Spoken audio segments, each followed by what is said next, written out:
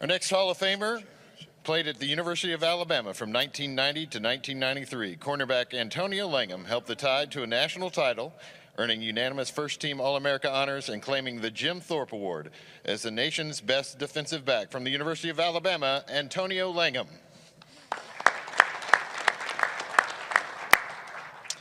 Antonio, I'm sure you've never gotten this question, but your pick in the 1992 SEC title game has been called one of the most consequential plays in college football history, securing the Tide's run to the national title.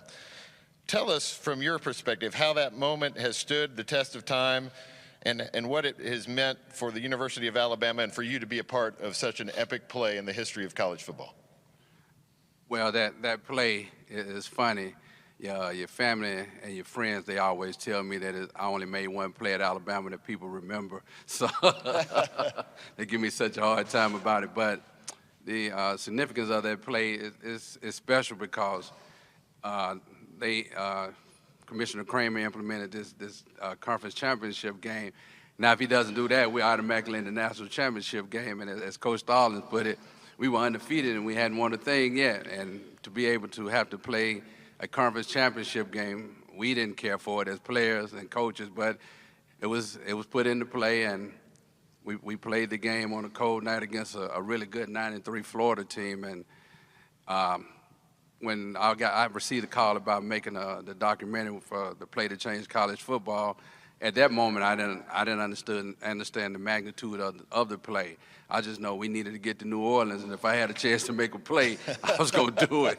But it worked out, and it changed the University of Alabama. That was our first national championship since Coach Bryant passed away. So to be able to do that was good, not only for our university, but the state of Alabama and our fans. Antonio, you made far more than one play. In fact, 19 interceptions. What was the key? What was the key to getting those interceptions and being the ball hawk that you were? Easy. You had a defensive front like I had. It's easy. I had two bookends, John Copeland and Eric Curry, and some linebackers. And so you have a pass rush like this. Well, man, figures and other defensive backs will tell you life is pretty good for a defensive back, a corner, when you have a good front four. So to all those guys, that also. But I had a really great defensive coordinator and defensive back coach, and brother Bill Oliver, who was.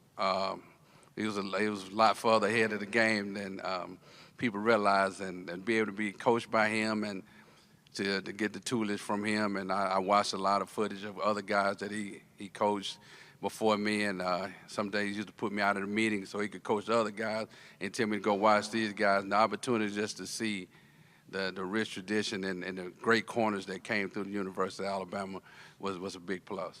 Ladies and gentlemen, Alabama cornerback Antonio Langham.